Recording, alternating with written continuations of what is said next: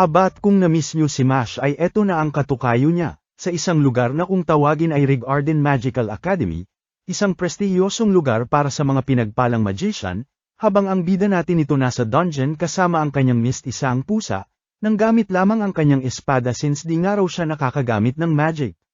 Edward Serfens, pangalan ng poging professor na ito na nagtuturo sa isang klase kasama ang ating bida, na nagngangalang Will Surford. Walang ano-ano'y tinawag na nga nito si Will sa harapan ng klase para gawin ng isang magic, ngunit sa kasamaang palad ay olats talaga sa magic itong binata. Dito na nga siya pinagtawanan ng kanyang mga kaklase, dagdag pa itong professor nila at ka-basic na nga lang daw na magic ay di pa raw magawa nitong walang kwentang bida natin. Sa kung saan ay biglang bumida-bida na nga itong isa sa kanilang mga kaklase at nagpalabas ng pangmalakasang apoy-apoy spell, na siyang pasikat na nga sa buong klase at nagngangalang Cyan Ulster, sabay sorry sa professor at nais niya lang daw tulungan ang bobo nilang kaklase. Pa-speech na nga ang kanilang professor na sa kanilang mundo, ay magic lamang ang Supremo, magic ang otoridad, magic ang lakas at kapangyarihan, maging ang kanilang mga bayani ay mages, at sa akademya nga raw na ito, ang talento nila sa magic ang magdadala sa kanila. Di tulad ng iba na walang talento at puro lamang libro. Pero di naman makagamit ni isang spell ni Anino, at tila mas may pakinabang kung aalis na lamang sa akademyang ito, pasaring na nga nito na lubos dinamdam ng bida nating binatilyo. Maging sa labas ng classroom ay di parent siya tinantana ng mga papansing bully niya, at binanatan pati ang pagpunta-punta niya sa dungeons na ginagawa raw ng ating bida para pantapal grades niya, sabay paglutang ng isang dalaga at dinedepensahan ang ating bida mula sa mga papansing kaklase nila, na pinakilalang si Colette Loire. At di nga raw hahayaan ng dalaga na insultuhan nila ang kanyang kaibigan. Eddie Meow, ika naman ni Sion sabay pasaring na naman kay Will na hanggang pangarap lang nito ang titulong Magia Vander, parang Divine Visionaries lang sa Mashley, hihi.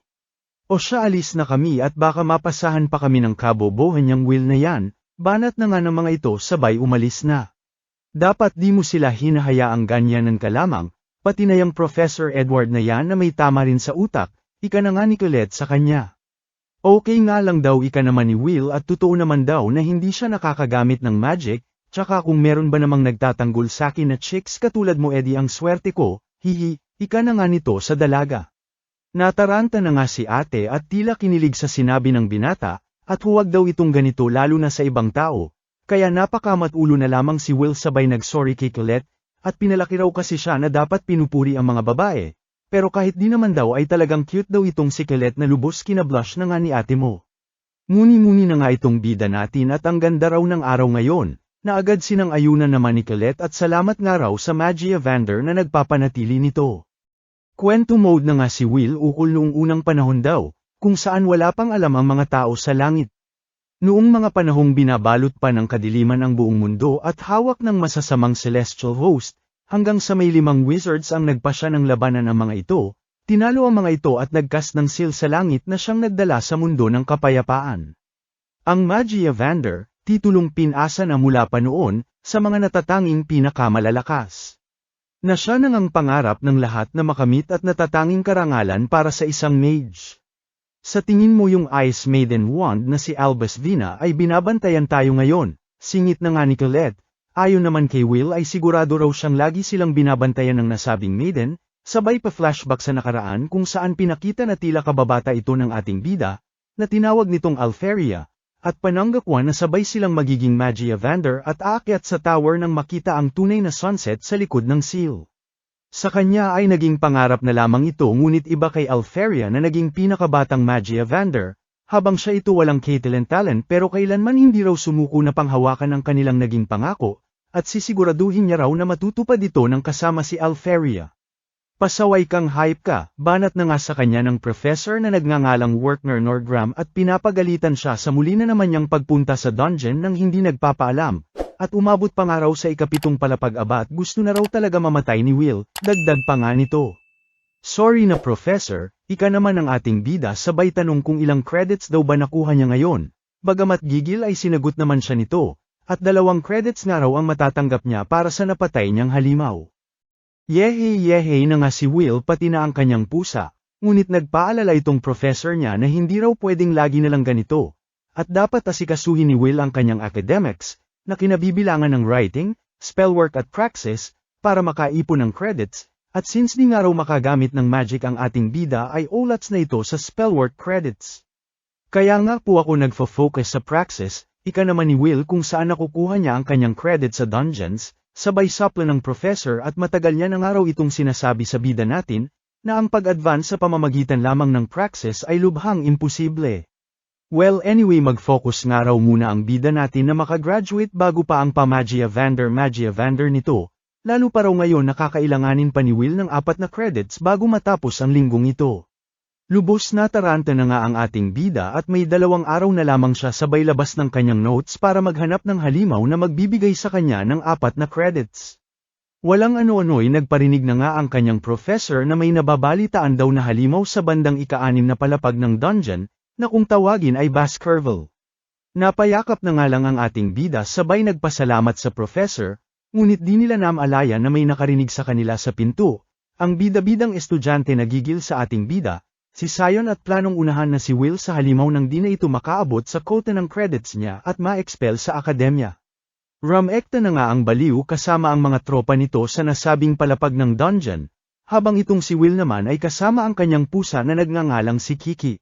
Nabahala na nga ang mga tropa ni Sion sa plano nitong baliw, na lubos ang galit at panggigigil sa ating bida na ayon dito ay walang karapatan ni huminga man lang ng hangin na kanilang hinihinga sa akademyang ito, hanggang sa walang ano-ano'y tumilapon na nga lang bigla ang isa sa mga tropa ni Sion, at dito napasigaw ang isa pa sa mga bobo sa gulat nang makita ang dambuhalang halimaw. Sa lakas ng sigaw nito ay umalingaw-ngaw na nga ito sa buong kuweba na siyang narinig ng ating bida, na agad na patakbo at pinuntahan ang pinanggalingan ng sigaw. Dito na nga niya nakita ang isang dambuhalang halimaw na ayon dito ay isang evil sentinel, na may katumbas na 10 credits, ngunit ano raw ang ginagawa ng isang high-level monster sa palapag na ito, pagtataka na nga ni Will, pati na at bakit daw nandirito ang kaklase nilang si Sion, di na nga magkadiugaga sa taranta ang bida-bidang kaklase niya at waepek ang mga apoy-apoy spell nito sa kaharap na halimaw, na ayon kay Will ay sadyang walang tsansang manalo sa isang evil sentinel.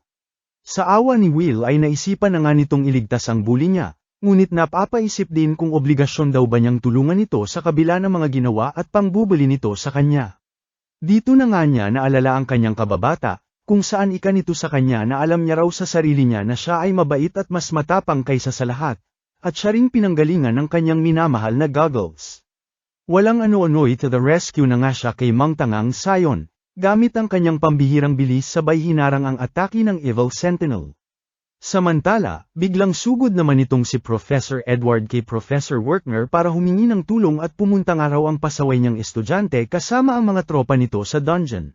At kung maaari ay gamitin daw ni Professor Werkner ang kanyang familiar para mahanap ito. Nang tanungin ni Professor Werkner kung saang palapag ito ay sinabi na nga ni Professor Edward na sa pang-6 na palapag. Napangiti na nga itong si Boy Labo at di na nga raw nila kakailanganin ng familiar dahil nandoon daw ngayon si Will. Pambihirang bilis at lakas na nga ang ipinamalas ni Will na halos di makasabay ang kalabang halimaw, na siya na nga nitong kaliwat kanang inaatake, na lubos nagpatamimi na nga kay Sion at di makapaniwalang si Will ang kanyang nakikitang nakikipaglaban. Maging si Professor Edward ay di makapaniwala sa kanyang mga nasasaksihan, habang itong si Professor Werkner naman ay lubos ang pagpapaliwanag, na si Will daw ay naiiba sa lahat, dahil may taglay itong lakas na wala ang sinumang mage, pangangatawang singtatag ng mga dwarf, at talino na kayang basahin ang kalaban kahit isang beses niya lang itong makita. Oo, totoong di kayang makagamit ni Will ni Katie Ting na magic, ngunit sa mundong ito na puno ng magic, siya lamang bukod na tatangi ang nag-iisang warrior. Nasa isang hampas lamang ng kanyang espada, ay kayang lampasan kahit kidlat ni mama mo. Ayun nga at binasek lang ni Will ang kalabang Evil Sentinel, sabay abot ng kanyang kamay sa nagulantang niyang kaklase, at kung okay lang daw ba ito. Anong kalokohan ito, ika naman ni Professor Edward, at paanoong ang isang walang magic na tulad ni Will ay nalampasan ang ganitong klaseng halimaw, sabay walk out si Tanga. Nang makabalik si Will ay wala naman ang nagawa si Professor Werkner kundi bigyan ito ng 10 credits, kaya happy-happy na naman ang ating bida pati ang Kiki niya. Pa-happy-happy na rin po ng like at subscribe ko mga idol, damay nyo na rin po TikTok at Facebook ko andyan link sa profile ko. Pa-flashback 5 taon na ang nakakalipas, kung saan puro pangbabatikos at pangmamata ang natanggap ng ating bida mula sa mga kapwa estudyante nito sa akademya, at paano raw ito nakapasok sa Magical Academy. Ayon sa mga madadaldal ay ginawa raw pain si Will para mapapasok sa akademya si Lady Elfaria, ang kababata ng ating bida na nais nitong makasama, at ngayong Magia Vander na raw ang dalaga ay tapos na ang pakinabang ng binata kaya sigurado mae-expel na raw ito, tawa-tawa na nga ng mga extra. Ngunit sa kabila nito ay nakita naman ng kanilang headmaster ang potensyal ni Will at maging ni Professor Werkner, na bagamat walang magic, ay may pambihirang kakayahan at kadesididuhan na naiiba kanino man gamit lamang ang kanyang espada. Dahil dito ay hinayaan ng headmaster na manatili ang ating bida sa akademya, na lubos ang pagnanais na maabot ang tower nang makita niya raw ang kanyang kababata na si Elfie. Balik sa kasalukuyan, kung saan lesson mode itong si Professor Werkner tungkol sa pag-ascend sa tower, na nangangahulugan daw ng pag-advance sa Upper Institute, at para maging isang Magia Vander ay kakailanganin mo munang marekognisa ng highest center of learning, na kung tawagin ay Upper Institute. Dalawang paraan nga raw ang pwede nilang gawin para ma-achieve ito, at yon ay ang gumawa sila ng bagong klase ng magic, o ang kumulekta sila ng 1,700 credits sa akademyang ito. Bibihira nga raw ang nakakagawa sa una, kaya karamihan ay sa pangalawa umaasa, at sa nakikita niya raw sa kanila ay lahat sila halos nanganganib pa na hindi makagraduate kaya doble kayod sila ngayon. Mukhang nabugbog na naman kayo sa klase ni Professor Werkner Ika na nga ni Colette sa ating bida na nanghihina ngunit okay lang daw at di raw lahat ng professor ay nagbibigay halaga at sempatya tulad ni Professor Werkner. Agad sinang-ayunan naman ito ni Colette at di raw tulad ng ibang professor na itago na lamang nila sa pangalang Professor Edward na walang puso at walang pakialam sa estudyante. Samantala, pangmalakasang chismis naman ang ibinibida ng isa sa mga tropa ni Sion ukol sa isang evil sentinel na basic tinalo nga lang daw ng kanilang bossing. Manghang-mangha nga raw sila dahil nang magising sila ay patay na ang sentinel na kagagawan nga raw ni Sion, habang sa isip-isip naman ni Sion ay nagkakamali raw sila sabay na alala ang mga kaganapan. Dito na nga na sight ng bida-bida ang ating bida na naglalakad, na agad na trigger na naman at nilapitan si Will sabay kinwelyuhan. At anong klaseng kalokohan daw ito mula sa isang walang magic na katulad nito? Biglang pumagitna na nga si Colette sa pagganap ni Sion na kalaunan ay napa-walkout na lamang at di matanggap ang katotohanan sa kanya ay sumambulat. Ano ba problema nung baliw na yon? Ika na nga lang ni Colette at kung may nangyari raw ba sa kanila ni Will. Maging si Professor Edward ay di rin matanggap ang mga ganap, na rekta pinuntahan na nga ang headmaster at dapat daw ma-expel si Will Surford. Naku naman umagang-umaga high blood ka na naman Professor Edward, tsaka pang-anim at panghuling taon na ito ni Will kaya napakaalanganin naman ang gusto mo. Ika na nga ng headmaster sa gigil na professor, ayon naman sa professor ay di raw kailangan ng akademya ang isang warrior at hindi mage na katulad ni Will, isang taong kayang lampasan ang magic nang hindi nakakagamit nito. Kalokohan, dagdag pa nga nito. Pinabatid naman ng headmaster na pambihira ang mga marka ni Will, sa lahat ng aspeto. At kung isasang tabi nga raw nila ang hindi nito pagkakaroon ng magic ay namumungutanggi ito sa lahat at kulang pa ang salita na pambihira. At kung hindi man Magia Vander ay pasok na pasok ito maging artificer o pati healer. Tandaan mo Edward na katungkulan ng akademya na ito na makapag-produce ng mga scholar para sa nakatakdang araw, dagdag pa nga ng headmaster. Yun nga po ang problema headmaster at walang plano na maging scholar ng estudyante na yan at adik na adik maging Magia Vander. Ribat na nga ni Professor Edward.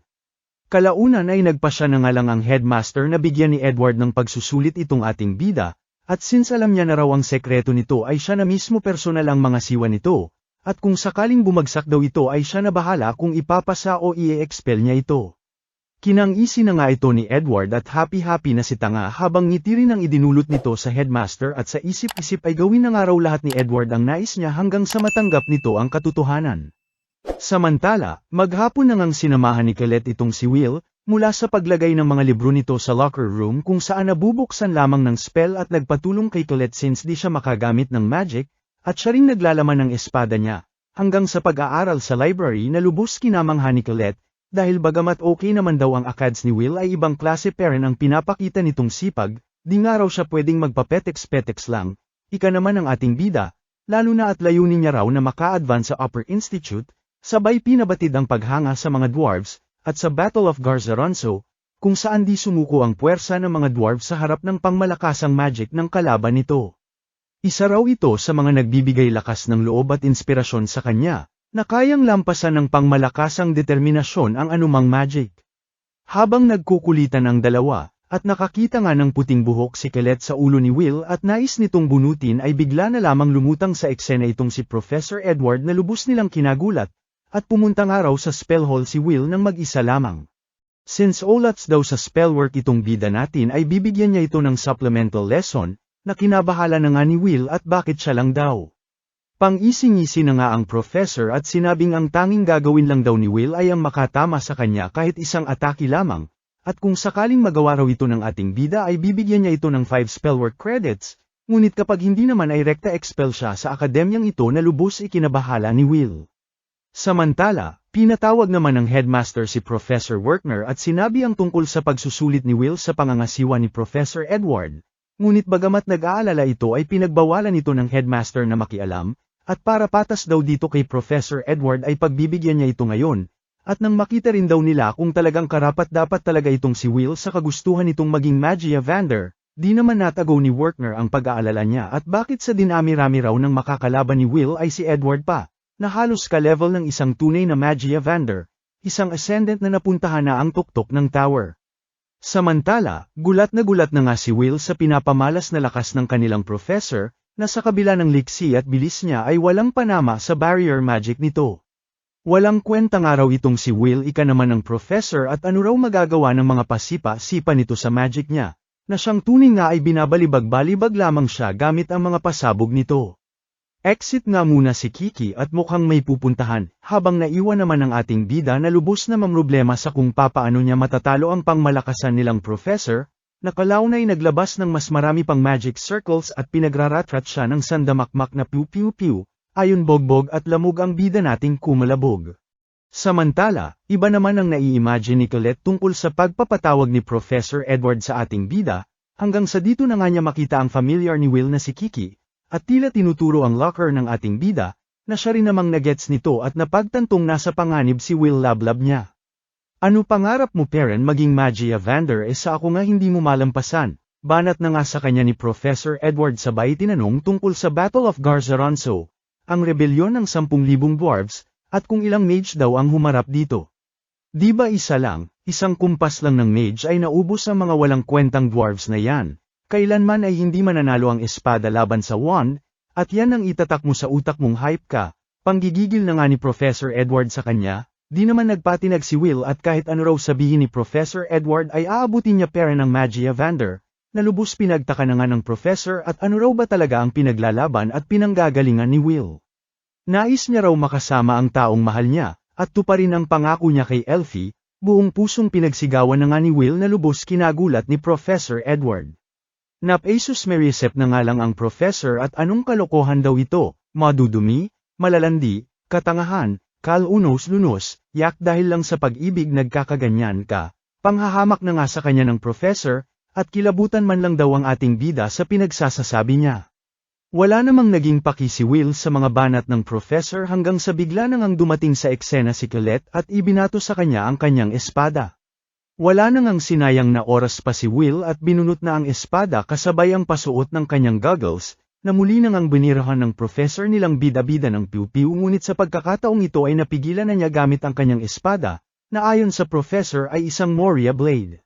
Sunod-sunod na atake na nga ang ipinamalas ni Professor Edward na lubos nagbigay ng takot kay Will ngunit sa kabila nito ay hinarap niya ng buong tapang. At mas malalim pa raw ang kwento ng Battle of Garzaronso di tulad ng pinagsasasabi ni Professor Edward, na may isang general daw na nagngangalang Gareth ang buong tapang na lumaban Perrin sa kabila ng pagkaubos ng kanyang lahi, at nakatama ng isang atake sa kalabang mage. Dahil daw sa ipinakitang tapang nito ay kinilala ito ng mga mages, at siyang tunay nga gaya ng nagawa ng dwarf ay pangmalakasang determinasyon ang pinamalas ni Will na kalaunay nagawang mawasak ang barrier ni Professor Edward at nasugatan nito sa mukha. Walkout na nga lang ang professor at sinabing gagawarin niya ng 5 credits si Will gaya ng kanilang napag-usapan habang pagkamangha naman ang nadama ng headmaster sa mga nasaksihan. Abat bigyan credits mo din ang like at subscribe ko mga idol, damay nyo na rin po TikTok at Facebook ko andyan link sa profile ko. Will Surfer, kilala bilang walang talento ngunit sa kabila nito ay isang overachiever, Bukod pa rito ay working student din ito na sinusuportahan ang kanyang sarili sa pag-aaral sa pamamagitan ng pagde-deliver ng mga dyaryo kasama ang kanyang familiar na si Kiki. Isang araw habang naghahatid ng mga dyaryo ay muntikan na nga itong madapa, hanggang sa dito makita niya ang balita tungkol sa lablab niya na si Elf Arya, na nakaembento na naman daw ng 12 panibagong spells na lubos kina-proud nitong ating bida.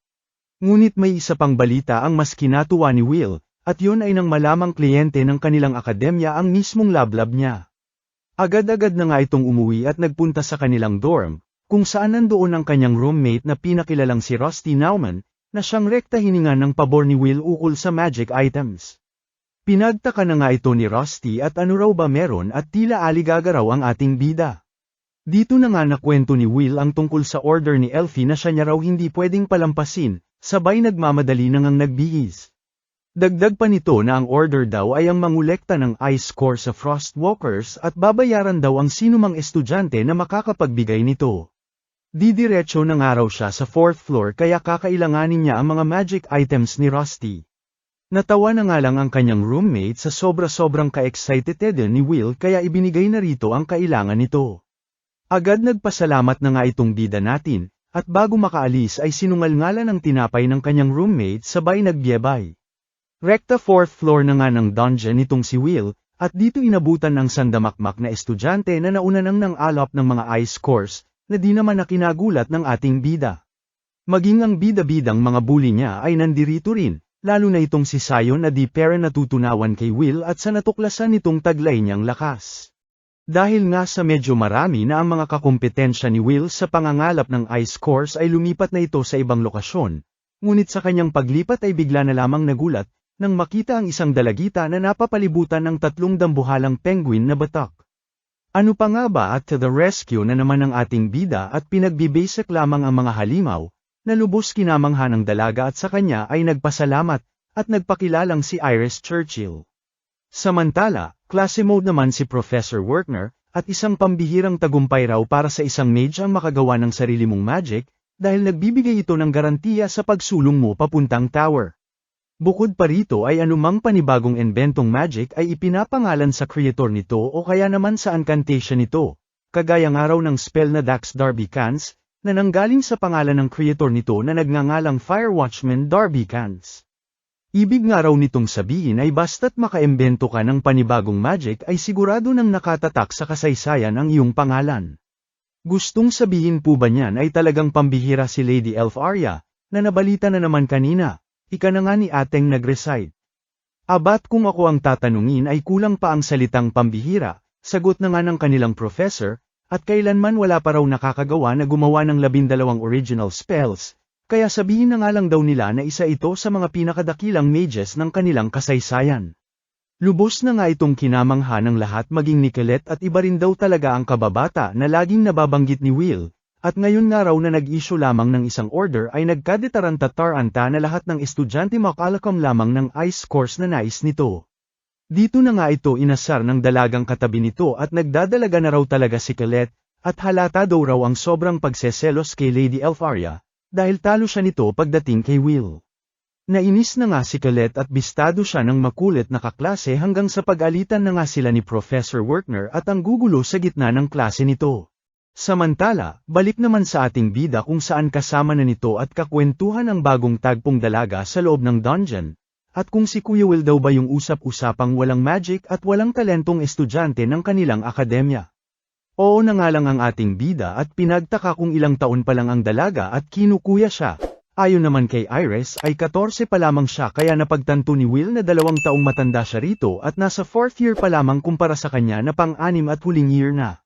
Walang ano-ano'y tinanong na nga ito ni Will kung di raw ba ito nababahala na siya ang kasama ngayon sa kilala nga siyang talentless at walang magic.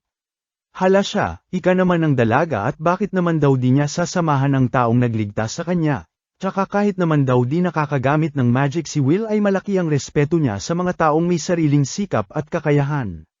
Nahiya naman ang ating bida kaya inilihis ang kanilang usapan sa kung nandirito rin daw ba si Iris para mang-alap ng ice course, na siya namang agad sinang-ayunan ng dalaga. Dito na nga naikwento ni Iris na nakilala niya na raw at na-meet dati si Lady Elf Arya, na lubos kinagulat ni Will.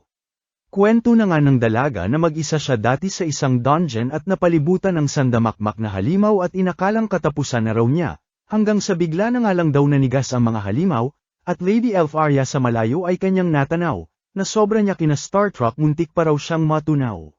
Damang-dama na nga ni ate ang pagkikwento niya habang si Will naman kasama ang kanyang familiar na si Kiki ay tila may napansin sa paligid. Isang ice fragment na indikasyon daw na may dumaang Frostwalkers sa lugar na ito, ngunit doble ang laki kumpara sa normal na ice fragment na nangangahulugang may malakas na halimaw raw malapit lamang sa kanila. Ikinabahala na nga ito ni Iris at napatanong sa kung paano ito nalaman ng ating bida sa kabila ng wala itong magic. Ayon naman kay Will ay kamangha-manha raw ang magic ngunit di ibig sabihin ay sa lahat ng bagay, lalo na raw sa loob ng dungeon, na para sa kanya ay mas lamang ang experience at kaalaman sa mga bagay-bagay. Walang ano-ano'y bigla na nga lang may umatake sa kanila, na agad namang naiwasan ng ating bida at tila inasahan na. Lubos kinagulat na nga ito ni Iris at di lang basta Frostwalkers ang nakasagupan nila, kundi ay isang dambuhalang Frost Rex, na ayon sa dalaga ay pinakamataas na anyo ng Frostwalkers at may katumbas na 6 credits.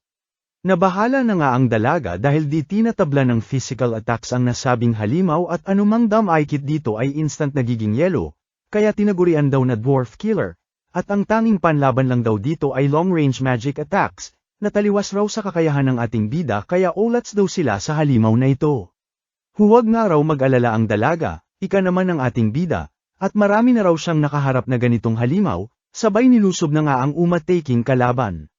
Gamit ang kanyang pambihirang bilis at liksi ay unti-unti na nga nitong nilapitan at inikutan ang kalaban, hanggang sa nang mahanap ang tamang timing ay inangklahan ang kalaban gamit ang baon niyang magic items. Kasabay nito ay wala na nga itong sinayang panaoras at pinulaputan ng sandamakmak na alambre ang dambuhalang gagamba.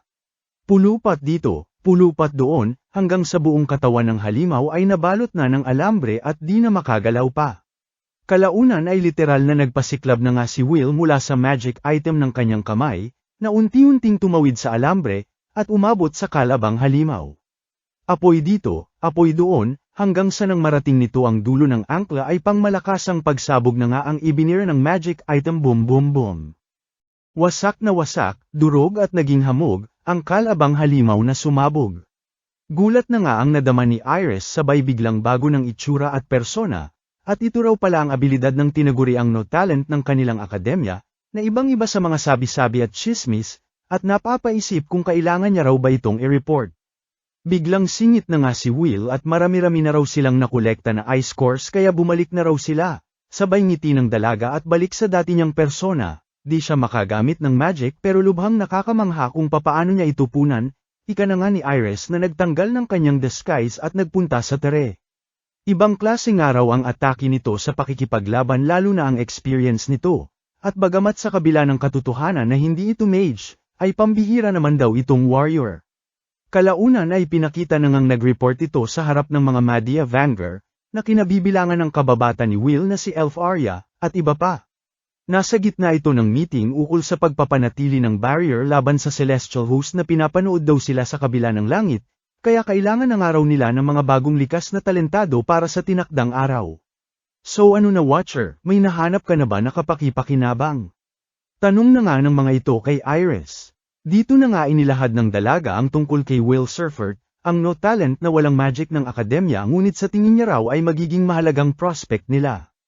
Iba-ibang opinyon na nga ang natanggap ni Iris ukol dito, lalo na mula kay Eleanor at huwag na raw dagdagan pa ng dalaga ang mga mahihina sa paligid niya. Nabwisit naman itong si Zeo at ang arte-arte daw ng elf hanggang sa magkainitan na nga ang dalawa. Biglang singit na nga si Carriet at tumigil na raw ang dalawa, tsaka wala naman daw silang dapat ipagmadali, sakto pa at malapit na raw ang Grand Magic Festival kung saan mapag-iisipan pa nilang lalo. Agad sumang-ayon naman si Zeo at natural na mangingibabaw raw ang mga taong kapakipakinabang, sabay nagpaalam na at kung tapos naman na raw ang walang kwenta nilang pagpupulong ay aalis na siya. Ayun nga at isa-isa nang nagsialisa ng mga Magia Vander bukod dito kay Elfaria na pa-blush-blush lamang sa tabi at hihintayin niya nga raw ang ating bida ayayayayayay sana all na naman kay Kuya Wilmo. Pasanal na rin po like at subscribe ko mga idol, kanya-kanya nang ang pasikat ang mga estudyante para makakolekta ng mas maraming credits, at nangangailangan sila ng at least 7,200 credit points para makausad sa Upper Institute. Dito na nga pinakita ang matagumpay na paglusot nila Colette at Sion na parehas nakakuha ng lampas 7,200 points, samantalang ang bida natin na si Will ay nahihirapan pagkat nalilimitahan sa pakikipaglaban, at di nga makagamit ng magic na siyang laging binabanat sa kanya ng bashers niya. Di naman nagpahuli ang iba pang estudyante at nagpamalas ng kanya-kanya nilang natatanging lakas, na pinakilalang sila Wignall Lindor, Lihana Owenzaus, at pati na rin itong bida-bidang si Julius Rienberg na binanatan maging exam golems ng iba, na lahat may higit 10,000 credit points. Habang nagyayabangan ang mga top students na lubos kinamamanghaan ng lahat at sure ball na raw ang pag-usad sa Upper Institute ay ito naman ang ating bida, nagmo-moment sa tabi at halos 5,000 lamang ang credits points, dagdag pa na last year na nga raw niya ito ngunit nanganganib pa na hindi makagraduate. Tabi hampas lupa, banat na nga ni Julius kay Will na nananahimik lamang sa tabi, at umalis daw sa paningin niya ang mga walang bilang na slap soil ng kanilang akademya. Sorry naman itong bida natin at tumabi, habang pinag-uusapan ng mga bully ang tungkol sa darating na Grand Magic Festival na sigurado raw ma-scout itong si Julius. Maging sa kantin ay ito rin ang bukang bibig ng lahat, maski itong si Colette at kinulit na nga ang ating bida na dapat ma-scout si Will sa darating na Grand Magic Festival, lalo na at napakababa nga raw ng credit points nitong bida natin.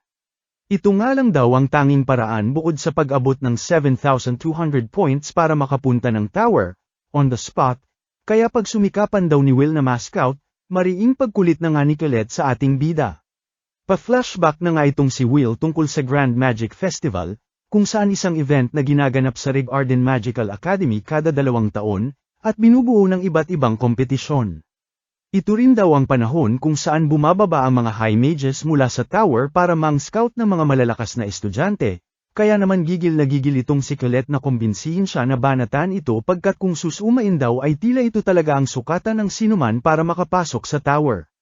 Sacred Elf's Wand Elif Canaan, Lighting Lord's Wand Thorzos Fas, Ice Maiden's Wand Albus Vina, Flame Emperor's Wand Inkenya Barem, pati na rin ang Light Sovereign's Wand na si Mysterious Noah, mga kasalukuyang Magia Vander na pinangungunahan ng mga major factions, at isa nga lang daw sa mga factions na ito ang pumili sa'yo, ay sigurado na ang pag-usad mo sa tower, todo-tadong panghihikayat na nga ni Colette kay Will. Parang imposible naman yan na rekta na sa tower kahit kulang pa sa requirements ng graduation, pagtataka na nga ng ating bida, ngunit ayaw talagang magpaawat ni Colette at may mga tinatawag pa raw na watchers, na naghahanap ng mga talentado at dinadala rekta sa tower. Chismis lang naman yan, ribat naman ni Will tsaka wala raw siyang magic para bumida-bida sa event na kung tawagin na ay Grand Magic Festival. Pilit pagkumbinsi pa rin nga si Colette at pagkakataon na rin daw ito ni Will para patunayan ang sarili niya. Ngunit kontra talaga ang bida natin dahil sa mga nangyari noong second year sila, kung saan sinubukan niyang sumali ngunit pinagbabato lamang siya at pinagtabuyan ng mga manunood at kalahok. Sa bagay, ika na nga lang ni Colette at isang araw ito sa mga pinakamalalang festival na nangyari sa kanilang akademya. Di naman nawalan ng pag-asa si Colette na engganyohan si Will pagkat meron naman daw iba pang scouts na pupunta sa festival na ito bukod sa mga taga-Rig Arden, at kahit di man daw sila makuha para makausad sa tower, ay marami naman daw ibang oportunidad na magbubukas para sa kanila. Sinang-ayunan naman ito ni Will at perfect opportunity daw talaga ang Grand Magic Festival para maipakita ang iyong abilidad sa iba. O diba, kaya saktong pagkakataon talaga ito para ma-market mo ang sarili mo friend, banat na nga ni Colette kay Will. Paulit-ulit bagay kamo pangalan mo sayo, ribat naman ni Will sa dalaga hanggang sa matigilan ang dalawa nang may mapansin na hidden barrier sa may lockers. Dito na nga nila ginamit si Kiki para i-dispel ang barrier magic, na siyang tunay kalaunan na tanggal nila, at dito na diskobre ang isang lihim na lagusan papunta sa ibaba. Tinungo na nga ito ng dalawa at dito nakita ang ilang mga estudyante na ginawang underground pasugalan ang nasabing lugar, at pinagpupustahan kung sino raw ang mananalo sa darating na Grand Magic Festival. Lubos na gulat na nga ang ating bida nang makita si Sion sa lugar na ito, na uminit na naman ang ulo kay Will kaya inunahan na ni Colette at huwag na raw masubok-subukan ng baliw na banatan na naman ng ating bida kundi makakatikim na raw talaga ito sa kanya. Di na nga napigil ang sumingit ng mga alipo race ni Sion at relax nga lang daw ang mga person, tsaka nandirito lang naman daw sila kasi syempre curious lang naman daw ang boss nila sa kung bakit wala ito sa top 3 ng pinagpupustahan. Kinabwisit na nga ito ni Sion at manahimik daw ang dalawa, na narinig na nga maging ng mga estudyante sa baba at eksena na naman si kuya mo, na may pa-explain pa na kaunti lang naman daw ang lamang sa kanya ng top 3 regarding sa mga puntos, tsaka kung sa magic skills lang naman daw ay kapantay niya naman ang mga ito. Sabay walkout ni Gago at bakit niya raw kailangan mag-explain sa mga ito. Kinabukasan matapos ang kanilang klase ay dumamoves na naman nga itong si Colette kay Will, at kung pupunta nga raw ito sa dungeon ay pwede namang samahan niya ito. Sorry naman agad ang bida natin at trabaho mode nga raw siya ngayon sa bar ni Aling Gina, na kinalungkot naman ng pumapag-ibig na dalaga. Kinagabihan ay pinakita na ngang nagtatrabaho si Will sa bar ni Aling Gina, na puno ng mga manggagawang dwarfs na kagagaling lang din sa kani-kanilang mga trabaho. Pagkamangha naman ang ipinabatid ng isang dwarf kay Will na nagngangalang Donan, at ibang klase daw ang ating bida dahil sa umaga raw ay nagde-deliver ng mga dyaryo, tapos buong araw estudyante, at pagdating ng gabi waiter pa sa bar ni Aling Gina, abat di raw ba napapagod ang binata. Ayon naman kay Will ay di nga raw siya eligible sa scholarship kaya no choice siya kundi ay magtrabaho, para matustusan ang kanyang pag-aaral. Hoy puro kayo chismisan dyan magtrabaho ka Will, buti pa yung tropa mo tignan mo ang sipag-sipag, banat na nga ni Aling Gina dito sa ating bida, nakasama pala ang kanyang roommate sa pagtatrabaho, at magdala pang araw ng isa pang part-timer since kinukulang sila sa tao. Panggagatong naman ang banat ng ibang dwarfs at di na nga raw ito kailangan, pagkat pangdalawahan naman na raw ang trabaho ni Will, na kinainis ng ating bida at pinagkakaisahan siya ng mga dwarfs na itinuring na siyang tila kapamilya nila. Nagtaka naman si Rusty at kung okay lang daw ba si Will na nagtatrabaho dito na di naman kitaasan ng sweldo, sa pwede naman daw siyang humingi ng tulong kay Professor Wertner na makahanap ng mas maayos na trabaho. Nakakahiya na nga raw sa kanilang professor at marami na itong nagawang pabor sa kanya ayon dito kay Will, tsaka gusto niya raw ang dwarfs dahil mababait daw ito bagamat mga lasenggero, at sa kabila raw ng ganito siya ay tinanggap siya ng buong buo kaya malaki ang respeto niya sa mga ito. Walang ano-ano'y nagkataong napadaan sila Julius sa bar na pinagtatrabahuan ni Will, at nang makita ang ating bida ay natawa at dito raw pala nagtatrabaho ang walang kwenta kasama ang mga kapwa niya walang kwenta. Bastos ka anong sabi mo bata, banggit na nga ni Donan at nagpantig ang tenga sa narinig mula sa bida-bidang estudyante, di naman nagpapigil ang estudyante at huwag daw siya matitig-titigan ng walang kwentang dwarf, na mga sampad lang naman daw ng kanilang mundo kaya manahimik at alamin daw ang lugar sa kanilang lipunan. Ano na wala bang magsisilbi sa akin, sigaw na nga ng untitled racist feeling bida ng palabas na estudyanteng si Julius, habang galit naman ang nadama ng mga dwarfs ngunit walang magawa pagkat mga dayo lamang sila sa lugar na ito matapos mawasak ang kanilang mundo gawa ng celestial host, at di tulad sa Trato sa mga elves ay mabababa ang tingin ng mga mage sa lahi ng dwarfs, na siguradong mapapatrouble kapag pinatulan ang kapakyupakyong estudyante, di pa nga natigil ang mga bida-bida at nilate pa ang pagkaing isenerve sa kanila sa bar. At tinalo pa raw pagkaing aso at baboy na di raw nakapagtataka pagkat gawa ng mga kapwa nito. Mga walang hiya umalis na lang kaya kayo sa mundo namin, pagpaparinig pa nga ng buwisit na di na nga kinaya ng ating bida na palampasin lamang, sabay nilapitan ang mga mangmang.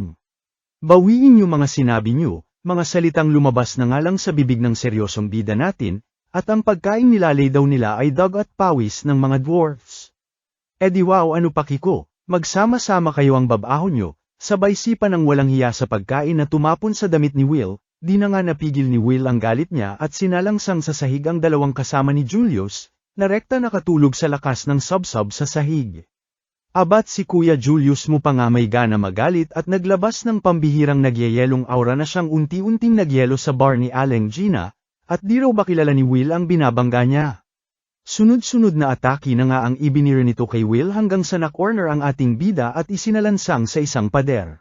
Tama na yan sigaw na nga ng mga dwarf habang sa tabi ay nakahanda na ring umatake anumang oras ang roommate niyang lalaki, hanggang sa matigilan si Julius nang makita ang seryosong mata ni Will, at di raw sapat na tapusin niya ito ngayon kaya sumali raw ito sa darating na Grand Magic Festival at doon niya ito pupuksain sa harap ng madla at scouts.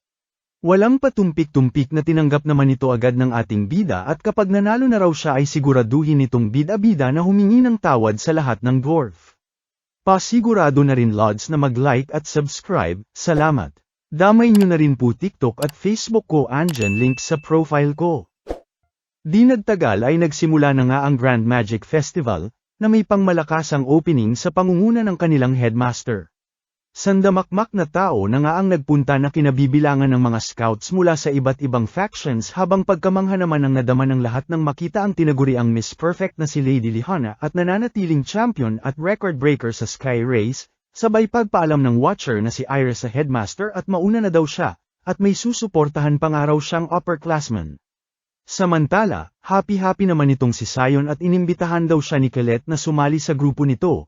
At mukhang napagtanto raw ng dalaga ang kahalagahan niya kaya nais siyang makagrupo, kumpara nga raw sa walang kwentang si Will ay obvious syempre siya raw ang pipiliin nito. Nawala na nga lang ngiti ng delulo nang makita na kasama nila ang ating bida, sabay napasigaw at ano raw ginagawa ng walang kwenta sa grupo nila. Di kagrupo natin, ika naman ni Colette at parang araw makasali sila sa contest na Crown Attack ay kakailanganin nila ng pinagsama-samang 21,000 credit points. Anong kalokohan ito tsaka sino ba nagsabing tutulungan ko ang walang kwentang no talent na ito? Pag-uuruminta daw na nga ng gago hanggang sa matigilan ang dumaan sa likod niya si Julius, at napansin dito nakatutok ang pansin ni Will at hindi sa kanya. Kinabwisit na nga ito ni Sion at tila etsapuera lang siya sa mata ng ating bida matapos ang kahihiyang ibinigay nito sa buong pagkatao niya. Di nagtagal ay nagsimula na nga ang main event ng araw na yon. Ang Crown Attack na iprenesinta ng bibong estudyante na nagngangalang Mike kasama si Professor Edward, ang professor na lubos kinamumuryan daw ng lahat dahil sa walang puso at duro-demonyo, sabay na buwisit at sino raw ba kasi pumili na maging commentator ang baliw na professor, abat ayos ka din umintro gusto mo na ata mapunta sa sementeryo, ribat naman ni Professor Edward, kaya agad nagsorry ang binatilyo at nagpatuloy sa kanyang intro sabay pasa sa mga elf at gawin na nga raw nila ang kanilang gagawin. Rekta chant na nga ng kanilang spell ang mga elf at ginawa ang playing field ng mga partisipante, kung saan nahahati sa 5 lugar. Ang Volcano Zone, Marshland Zone, Badlands Zone, Grassland Zone, at ang Woodland Zone, di nga raw tulad ng ibang events ay binubuo ito ng 3 members kada grupo, na siyang mag-uunahan papunta sa Central Stadium na naglalaman ng corona, kung saan mananalo ang unang makakakuha nito. Pero syempre di nga raw ganoon kadali lang basta makakapunta sa corona, at naghanda raw ang mga professor ng sandamakmak na traps na kanilang pagdadaanan. Magunahan, magsabutahean, nasasaka nila raw kung ano ang kanilang paraan, kaya nga sa lahat ng event sa Grand Magic Festival ay ito raw ang tinaguriang pinaka-brutal dahil puno ng bakbakan. Dito nga raw masusubok ang diskarte ng mga kalahok, at kung paano makipagsapalaran ng di umaatres sa laban.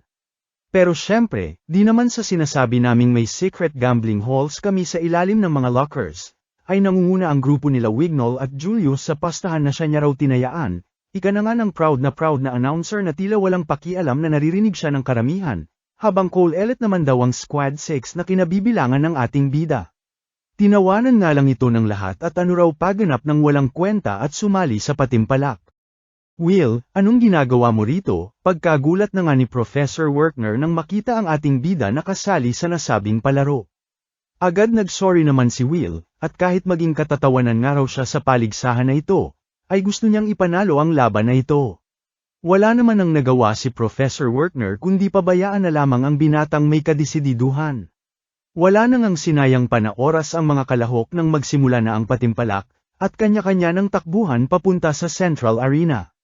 Natigilan na nga ang ibang estudyante nang magsilutangan ang sandamakmak na golem, habang ang bida naman natin ay duro-diretso lamang at di nagpapigil, na tinawanan na ngang muli ng mga nanunood, at sa exam nga raw nila ay nagmungta nga lamang ito kaharap ang mga nasabing golem.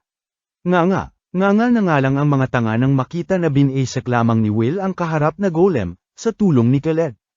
Ayon naman sa dalaga ay kahit walang magic si Will ay basta't umaatake itong gamit ang isang magical item ay wala silang nilalabag na rules sa palaro, di na nga makapaniwala ang lahat, at kung sino pa ang walang magic ay siya na nga raw nauna sa lahat, habang ito namang si Sion, ay kinain na naman ng kanyang insecurity problem feeling bida complex, at sa kabila raw ng matindi niyang pagsisikap at pagtitraining mula noong napahiya siya sa ating bida, ay olats parent siya kumpara rito kay Will.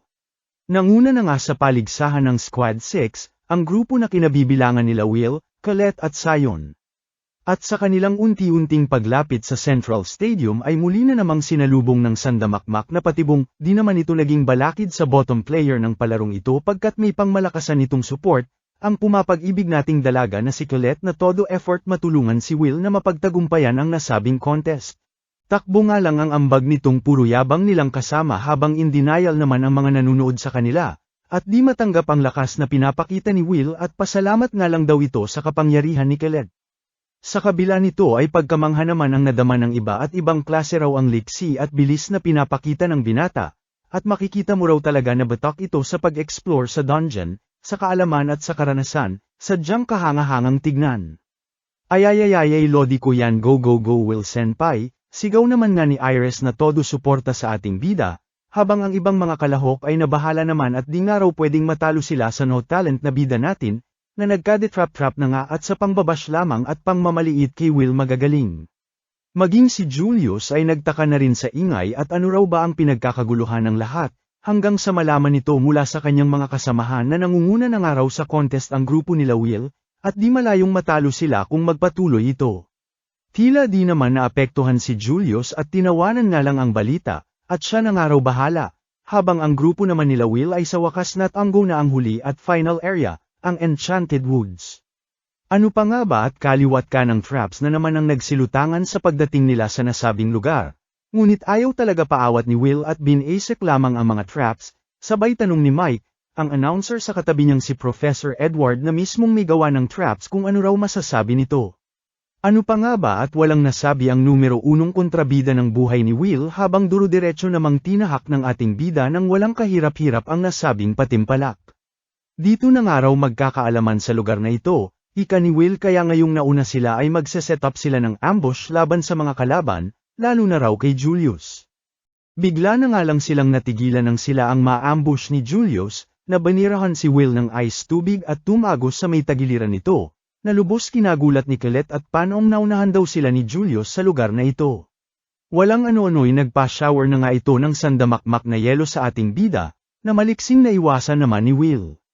Natigilan na nga lang ang lahat ng biglang umeksena si Sion, at mala Super Saiyan na nag-apoy-apoy sa bandang likod nila, ngunit imbis na atakihin ang kalaban ay ibinanat nito kay Will, buti na lamang ay naharang agad ni Colette ng bato-bato magic niya kundi abo na sana ang bida natin. Nadama na nga sa buong lugar ang lakas ng pagsabog na pasiklab ni Sion, at sinalanta buong kagubatan na kanyang tinamaan, sabay banat na umalis nga raw si Julius at ipal ito sa kanila. Anong ginagawa mong baliw ka? Sigaw na nga ni Colette kay Sion, na agad naman rumbat at all this time na nahimik lamang siya at pinagbigyan ang request ni Colette, ngunit ngayon daw ay maniningil na siya, at yun nga raw ay ang labanan siya ni Will.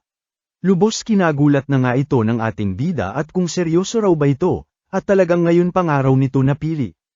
Ang dami mong sinasabi tsaka wala akong kailangan na dahilan para ikaw ay pulbasan at labanan, sigaw na nga ng nasira niyang pride lang naman pinaglalaban, habang pagtataka naman ang nadama ni Colette at saan daw ba nanggagaling ang hugot ng high blood nilang kasama. Pipigilan na sana ito ng dalaga ngunit muling lumutang si Julius na siyang hamarang sa kanyang daan at pinagtaka nito kung papaano nakaligtas sa pagsabog kanina. Pinag-alala naman ito ni Will ngunit walang magawa pagkat sunod-sunod na atake na ang ibinir sa kanya ni Sion, na pilit niyang kinakausap at di nga raw ito oras para maglaban sila. Hype ka wala akong pakialam, kunin mo espada mo at labanan mo ko, panggigigil na nga ni Sion kaya ayon walang nagawa si Kuya Will kundi kunin ito at bigyan ng jacket yan. Pabigwas na rin lods ng like at subscribe, salamat. Pa-flashback na nga sa nakaraan at POV ni Sion noong mga panahong bago pa lamang sila sa akademya, kung saan lubos ang pagkabuisit nito na nakikitang napakawalang kwenta ng ating bida, kaya para kahit papaano ay mabawasan na raw ito ay naisipan niyang imbitahan ito bilang kanyang underling, ngunit sa kasamaang palad ay wa-epek sa ating bida, na may sarili ng mundo at kinainan ng kalungkutan at kadramahan ng buhay nito. Dito na nga nagugat. Simula ng araw na yun ang puot na nadama ni Sion sa bida nating di siya pinapansin. Balik naman sa kasalukuyan, kung saan sunod-sunod na atake na nga ang ibinide ni Sion laban kay Will, na tanging ginagawa ay umiwas, dahil ayaw seryosohin ang bida-bidang pasaway. Buisit naman si Sion at puro iwas nga lang daw ang ginagawa ng ating bida, at pilit pa ring kinukulit si Will na atakihin nga raw siya nito at lumaban. Peste ka lumaban ka. Paulit-ulit na sigaw na nga nito kay Will habang paulit-ulit ding sinasupple ng ating bida at ayaw nga raw niya, nasa iisang team nga lang daw sila tsaka papanindigan niya raw ang pangako niya kila Mr. Donen at iba pang dwarfs, kaya wala siyang panahon at oras na gawin ang pinaghihimutok ng baliw na may katok.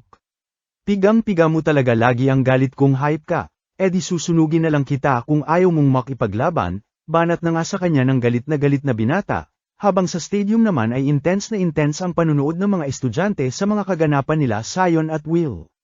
Dito na nga tinanong ni Mike ang panig ni Professor Edward sa nangyayaring pag-aaway sa Squad 6, ayon naman sa Professor ay kahit ano pa raw ang dahilan ng pag-aaway ng dalawa ay mali pero nito lalo na at nasa gitna sila ng isang paligsahan, at siguradong magbibigay minus points lalo na sa mata ng mga scouts, ngunit iba naman ang ipinapakita ng mukha nito na todong ngisi sa mga nangyayari, na lubos si kinabahala na nga ni Mike at tila masaya pa nga raw ang Professor sa mga nangyayari. Siyang tunay nga ay negatibong puna ang binigay nito sa mga scouts, at bagamat kamangha-mangha raw ang lakas ni Sion ay di maitatangging isip bata nga raw ito. Samantala, pumunta na nga sa audience area itong si Iris at tinabihan itong si Rusty na kapwa rin supporter ng ating bida. Napaisip naman itong si Rusty at bakit si Will daw ang sinusuportahan ni Iris na sadya niyang hindi inasahan mula sa dalaga. Ayon naman kay Iris ay di niya naman daw talaga ito kilala noong simula hanggang sa narinig niya nga raw ang kwento mula sa isa niyang kakilala, at mula noon ay nahumaling na nga raw siya sa ating bida. Ba naman yan, sikat na talaga si Will, ika na nga lang ni Rusty. Supporter ka rin pala ni Will, tanong na nga ni Iris, na agad sinang-ayunan naman ni Rusty, at di lang daw basta supporter pagkat lablab niya raw itong si Will higit pa sa ano paman. Samantala, todo effort naman itong si Colette na malampasan itong si Julius nang mapigilan ang dalawa niyang teammate sa pag-aaway, habang todo pang aasar naman itong binata at puro takbo na nga lang daw ba itong dalaga na naturingan pa naman daw sanang Earth Princess. Sa buwisit ni Colette ay di na nga nito namalayan ang mga trap sa paligid kaya ayon, na biktima ng isa sa mga ito. Pagtataka naman ang nadama ng mga nanunood at napansin nilang bakit tila ang dami raw na Julius sa contest na ito, na pinakitang halos kaharap lahat ng mga squad sa iba't ibang sulok ng mga zones. Binasek nga lang ito ng isa pa sa mga kalahok na elf na nagngangalang Wignall Lindor, at dito namangha, pagkat di niya raw inakala na may ganitong alas si Julius, at napagtantong isa sa mga teknik ng isa sa mga Magia Vander. Hype naman nga sa tuwa si Mike at basic tinalo nga lang daw ni Wignall si Julius, at di nga raw siya nagkamali ng manok na pinili sa pastahan. Bagamat pambihira ang pinapakita ni Wignall ay iba naman ang dating nito sa mga kapwa niya elf, na tinawag nga lang itong average para sa isang elf. Hati na nga ang opinyon ng lahat sa kung kaninong squad ang mananalo sa patimpalak na ito, maski ang mga alalay ni Sion ay naguluhan na rin, lalo na sa pagganap ng kanilang bossing na pinili pa raw talaga ang Grand Magic Festival para magwala, at ano raw ba talaga ang ikinakagalit nito ng sobra sa ating bida. Ito rin nga ang gumugulo sa isip ni Will at bakit ganito raw kagihil sa kanya ang baliw, sabay muling pa-flashback sa kadramahan ng kanilang kabataan. Noong mga panahong lubos ang pagtataka ni Will kung bakit siya binubuli ng lahat sa wala naman daw siyang ginagawang masama sa mga ito. Aminado naman daw siyang failure siya, aminado naman daw siyang walang kwenta siya, lalong-lalo na di naman daw niya nais na tanggapin siya ng mga ito, kaya kung maaari ay sanay lubayan na lamang siya ng mga ito. Habang itong si Sion ay todo papansin naman sa kanya, na umiiyak pa nga at tila may nais iparating na mensahe sa ating bida. Balik sa kasalukuyan ay pangmalakasang spell na nga ang ipinamalas ni Sion, at naglabas ng isang apoy-apoy na falcon. Ikinagulat naman ito ni Will at isa raw ba itong guardian spell, hanggang sa walang ano-ano ipinalusog na nga ito ni Sion sa kanya, ngunit mabilis din naman niyang naiwasan at naputol pa nga niya ang isa sa mga pakpak nito. Di naman ito ininda ng Guardian at may taglay na pambihirang regeneration, kaya napaisip si Will na matatalo niya lamang ito kung marerekta niya ang core nito sa dibdib, sabay na bahala pagkat kadalasan pang depensa lamang na spell ang Guardians, na taliwas sa spell ni Sion na puro opensa. Maging si Professor Edward ay namangha sa pinapakitang kakayahan ni Sion, at nalampasan ng araw ang abilidad ng isang estudyante, di lang daw basta ito naglabas ng isang high-level spell, bagkus ay nag-summon pa ng isang Guardian. Agaw pansin na nga ito sa mata ng ibang scouts, na lubos na mangha sa pinapakitang lakas ni Sion sa kabila ng pagiging estudyante pa lamang nito. Maging si Will ay di na nga naitago ang pagkamangha kay Sion, habang ito namang baliw, heto, di peren matunawan at kung ito lang daw ba ang kaya ni Will, at asa na raw ba yung Will na tumalo sa Evil Sentinel kamakailan pa lamang, todo pang gigigil na nga nitong baliw. Samantala ito namang si Will gulong-gulo peren hanggang ngayon, at wala nga raw dahilan para sila ay maglaban, kaya bakit daw ito ginagawa ni Sion? Abat anak ka ng tanga talaga, nasasabi mo talaga yan pagkatapos mo akong ipahiya, pagkatapos ng kahihiyan na ibinigay mo sa akin, pagkatapos ng lahat ng pinagdaanan mo, huwag mo sabihing di mo man lang ako kinamurian. Inamo ka o ayan kinamumurian kita, nawala na ako sa bilang sa kakaisip ng paghihiganti ko sa'yo, sigaw na nga ni Will ngunit sa ngayon ang tanging nasa isip niya raw ay ang talunin si Julius. Kinagalit nang ang lalo ito ni Sion at pinabatid ang pagkairita kay Will makita niya nga lang daw ito. Ang patuloy na paglaban at di pagsuko nito sa kabila ng pagiging no talent nito ay lubos niya raw kinabibwisit. Sa kabila nga raw nito ay kailanman di siya nito tinignan man lang. Pansinin mo akong hype ka, pansinin mo ako. Buong pusong sigaw na nga ng baliw sa ating bida. Lubos kinagulat na nga ni Will ang madamdaming tugon ni Kuya Sion mo, at napaisip din sa kanyang pinagdaanan, na tila kinailangan niya rin ang mga ito para mapush ang kanyang sarili. Dahil dito ay tinanggap na nga niya ang hamon ni Sion, na todong ngiti na nga, at tila batang pinansin na ng kanyang lablab. Wala nang ang sinayang pa na oras si Sion at pinaulanan ng sandamakmak na apoy-apoy spell si Will kasama pa ang guardian na kanyang sinoman, ngunit ano pa nga ba at basic iniwasan lamang ni Will sabay rekta sa core ng Garuda Eagle. Dahil dito ay unti-unti nang nakalapit si Will ngunit di naman basta magpapatalo lamang si Sion at muling bomb ira ng pangmalakasang apoy magic. Bago pa man magsalpukan ng dalawa ay bigla nang dumating sa eksena si Colette na siyang pumagitna sa LQ ng dalawa. At natalo na nga raw niya si Julius kaya tumigil na ang dalawa. Gulat na gulat naman si Sion at tinanong si Colette kung nakita na raw ba nito ang sarili dahil punit-punit na nga ang damit nito. Abat buwisit ka pala sa kasalanan mo naman ito lahat kung di ka lang bida-bidang hype ka, banat na nga ni Colette kay Sion. O siya Will umalis ka na, di ba may aasikasuhin ka pa, puntahan mo na si Julius, tugon na nga ni Colette sa ating bida. Kokontra pa nga sana itong si Sion ngunit bumigay na rin sa galit ng dalaga, sabay pagtahan na nga ni Will kay Colette na kinilig at nagpasalamat, sabay nagpaalam na sa kanila at sa sunod na nga lang daw sila maglaban ni Sion. Samantala, sa stadium naman ay nauna nang dumating ang Squad 9, na pinangungunahan ni Julius, di nagtagal ay dumating na rin sa eksena si Will na pangmalakasan ang entrance at bumagsak sa likod ng grupo ni Julius, na lubos nang gagalaiti ang mata at hinahamon na raw niya itong si Julius. Pabigwas na rin Lods ng like at subscribe, salamat. Ganda yarn, masasabi mo na lang talaga kay Elf Arya na nagmo-moment sa tower, hanggang sa batok na nga ang matanggap nito mula sa ara-ara na nagngangalang si Cerisa, at lagi na nga lang daw itong natutulog o kung di man ay nagmamatsyag sa baba ng tower. Kalaunan ay iniabot na nga nito ang mga potential candidates na ibinigay ng mga scouts, kung saan nangunguna sa kanilang listahan si Julius na siya raw matunag ang pangalan sa Grand Magic Festival, at maaaring maging potential successor ni Lady Elf Arya.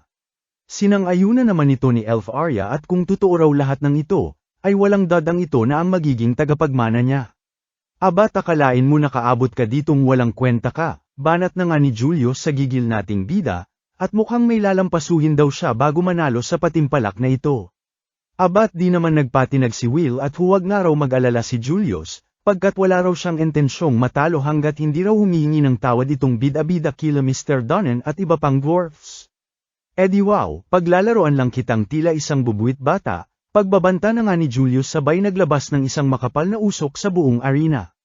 Walang ano-ano'y sunod-sunod na atake na nga ang natanggap ni Will mula sa iba't ibang direction, na agad naman itong naiilagan, at nahanap ang pinanggalingan, ngunit sa gulat niya ay may pang-apat na atake pa ang sumambulat sa kanya na di niya inasahan, pagkat tatlo lang naman ang kalaban niya, at dito na nga nagyabang si Julius na parang aligaga na raw ang ating bida sa hindi pa nga raw sila gumagalaw sa kanilang pwesto.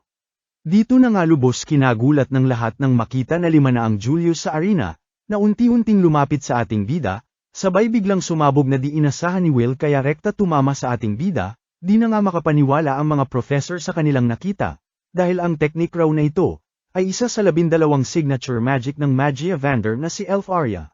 Ang Arswise, na ayon kay Will ay isang spell na gumagawa ng icy copies ng caster nito, at panong nagagamit daw nitong bida-bidang si Julius. Tinawanan nga lang siya ng baliw at sinabing dahil daw sa natural na talento niya syempre, at natutunan niya raw sa sarili niya lamang na pag-aaral, at ganun-ganun lamang ay basic na abot niya na raw ang level ng isang Magia Vander, kaya wala naman daw kamangha-mangha sa Magia Vander na si Elf Arya, scam nga lang daw ang babaeng ito na siya niya raw ipapakita sa lahat. Galit na nga ang nadama ni Will nang marinig ang pang-iinsulto nito sa lablab niya, na siya nang kumawala sa yelong bamalat sa kanya at gigil na nilusob si Julius. Pang-ising-ising nga lang si Julius at sunod-sunod na atake na naman ang ibinira sa ating bida, kasama ang kanyang mga clones na pinagtulungan ang solo nating bida. Nang mapalibutan na nga nito si Will ay isang panibagong spell ang ibinira ng kalaban, isang mala-pyramid na barrier na nagkulong na nga kay Will, di pa nga rito natapos at isang dambuhalang yelong bulalakaw ang rekta pinatama nito sa kinaroroonan ng ating bida, na nagpanganga na nga lang sa lahat ng taong nakasaksi at nandoroon. Ang manalo nang hindi man lang gumagalaw, isang pambihirang katangian na mage lamang ang may saklaw, ika na nga ni Professor Edward na lubos na mangha kay Julius. Ano na scouts, pagmamayabang na nga ni Julius at ano raw masasabi nila sa kapangyarihan niya na mismong teknik ng Magia Vander ay basic lamang niyang natutunan, at siya na nga raw ang papalit kay Elf Arya. Sigawan na nga ang mga estudyante at namangha kay Julius, taas kilay naman itong si Iris habang natawa naman si Rusty at magmumungtang araw ito kapag natalo ito ngayong todo yabang ito. Walang ano-ano'y bigla na nga lang nawasak ang dambuhalang yelong nakabalot kay Will, na lubos kinagulat nila Julius, at panong nalampasan daw ito ng ating bida. Nagpasalamat naman si Will sa spell ni Julius dahil tinulungan daw siya nitong palamigin ang kanyang ulo, at pagdating daw talaga kay Elfie ay madaling nag-iinit ang kanyang mga ulo. Buwisit ka, wala akong paki, banat na naman nga ni Julius na muli siyang inataki. Basic iniwasan nga lang ito ng ating bida at rekta inataki ang mga kasamahan ni Julius, ayon tulog ang mga bobo habang di naman makapaniwala ang gago. Di nga raw perpekto ang Arswise na gainay ang spell ni Julius, ika naman ni Will, at ginagamit lamang daw ni Julius ang tulong ng kanyang mga kasamahan para makontrol ang iba niyang clones, na siya nang naglaho ng mapatambi niya ang dalawang kasama nito, kaya wala raw itong karapatang sabihing kalibel niya si Elf Arya pagkat libag lamang siya kung ikukumpara sa dalaga. Lubos kinapike na nga ito ni Julius, habang pinakita naman si Elf Arya sa tower, na marahil pwede nga raw niyang maging successor si Julius. Ngunit hindi raw tagapagmana ang hinahanap niya, kundi ay isang espada na siya niyang makakasama ayayayayayayayay sana all na naman sa'yo Will. Ikaw ang scam Julius, na umaasa sa tulong ng iyong mga kasama para may sigawa ang spell na Arswise, dagdag na nga ni Will na lubos kinagalit ng baliw at nabistaw siya ng ating bida. Sa galit nito ay sunod-sunod na atake na ang ibinir nito kay Will, na siya namang basic iniiwasan nito. Sabay pang isingisi na naman ng baliw at bagamat limitado lamang ang clone na kaya niyang gawin kapag wala ang tulong ng kanyang kasamahan, ay di naman daw malalaman ni Will kung asan siya sa mga ito, kaya wala parent daw itong laban sa kanya. Biglang urong na nga ang itlog nito nang magulat sa biglang paglutang ni Will sa kanyang harap at mukhang alam na siya ang tunay na Julius, na pilit dumpen sa pangangulit-ulats din naman kay Will. Lubos pinagtaka na nga nito kung paano raw nalaman ni Will na siya ang orihinal na Julius. Ayon naman kay Will ay dahil ito sa pagkakaiba ng temperatura ng mga clone sa orihinal na caster, at ang di-perpektong pagkontrol sa mga clone ay nagbibigay mas mababang temperatura dito na tila isang ice walker na may ice crystal sa mga paa ng mga ito. Imposible, Panong ang isang walang kwentang tulad mo ay mas may alam sa spell na ito kumpara sa akin, pagkabuisit na nga ni Julius sa ating bida. Sa magkababata kami bobo lang, ribat naman ni Will at lumaki nga raw silang magkasama sa bahay amp una ni Elf Arya. Kaya nasaksihan niya ang mga spell nito na lubos niyang kinamanghaan at pinag-aralan. Kinikilig namang nakikinig si Elf Arya sa tower habang pangiti-ngiti naman ang ating loverboy, at binanatan si Julius na alam niya raw lahat ng lakas at kahinaan ng magic ni Elf Arya. Tumahimik ka na, sigaw naman ang baliw sa ating bida, at huwag daw Bo Moses ang isang no talent na walang kwenta, nakalawnay na paluhod na lamang at nagmumuntanga lamang sa harap ng ating bida. Samantala, pinuri naman ito ni Will, dahil wala pa raw magpahanggang ngayon ang nakakagawang gayahin ng spell ni Elf Arya bukod dito kay Julius, ngunit ang spell nga raw na Arswise ay naimbento ni Elf Arya noong 2 taong gulang pa lamang ito, na siya nang sumampal sa buong pagkatao ni Julius pagkat ang todo pinagmamayabang niyang nag-ayang spell ay ginawa ni Elf Arya noong bata pa. Tawa-tawa na nga lang ang baliw na umalingaungaw sa buong stadium at tila nawala na sa sarili, na sa sobrang galit ay nakapaglabas ng 7 clones na lubos kinamangha ng mga nanunood, sabay niyabangan na naman si Will na akala raw ba nito hanggang 4 lamang ang limit niya.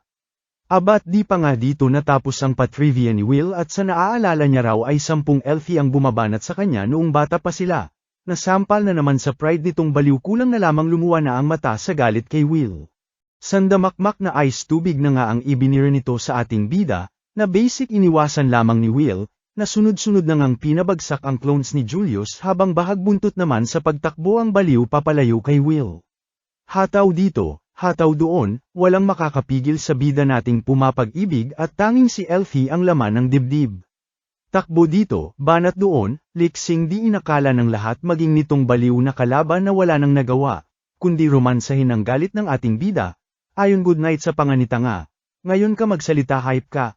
Good luck sa gastos mo sa dentista. Di mahulugang karayam na nga ang buong stadium ng magsigawan na ang lahat sa mga kaganapan, at di nga inasahan ng lahat na matatalo ng no talent na si Will ang isang pangmalakasang mage na si Julius. Yehey na nga ang lahat lalo na ang mga chicks ni Will, at bukod sa panalo nito kay Julius ay mukhang panalo na nga rin daw ito sa crown attack, hanggang sa magulat ang lahat sa paglutang nila Wignall na siya nang nakakuha sa korona, at habang busy nga raw sa paglalaban sila Will at Julius ay kinuha na nila ang korona, na lubos kinatuwa ni Mike at panalo ito sa papestahan niya at inanunsyo na ang pagkapanalo ng manok niya, ang Squad 12 na pinangungunahan ni Wignall. Dito na nga natapos ang kompetisyon habang sa tower naman ay napatanong itong si Elf Arya kung may spell daw ba na nakakabago ng nakaraan, o kaya naman nakakabura ng alaala. Wala raw ika naman ni Cerisa, na kinataranta ni Elf Arya pagkat di niya naman daw binabanatan dati si Will, bagkus ay nais niya lang naman daw masolo ang ating bida at makalaro ng sila lamang.